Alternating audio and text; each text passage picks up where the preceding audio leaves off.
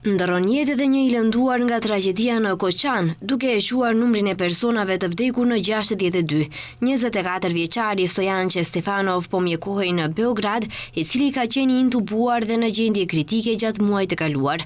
Ai kishte djegje 27% të trupit dhe lëndime serioze nga thithja e tymit. Shkaku i vdekjes së tij sipas vendës ministrit të shëndetësisë Jovica Andonovski ka qenë kombinimi i djegjes së shkallës së dytë dhe dëmtimi rrugëve të frymëmarrjes, si dhe dëmtimi rëndi mushkrive. Në VMA është operuar më 4 prill dhe është vendosur në aparat ECMO, i cili oksigjon gjakun përmes një makinerie për shkak të thithjes së tymit, por për shkak të seriozitetit të plagëve, gjatë shumicës së qëndrimit në spital ka qenë në gjendje të paqëndrueshme dhe me gjendje të rëndë të përgjithshme.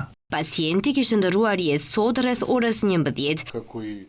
Nga informacionet që i kemi pasur me ekipin në Beograd, pacienti që nga fillimi ka qenë në gjendje kritike me ventilim mekanik, për të cilin pas përkeqësimit të gjendjes së tij 20 ditë pacienti ka qenë në oksigjenim i membranës ekstrakorporale.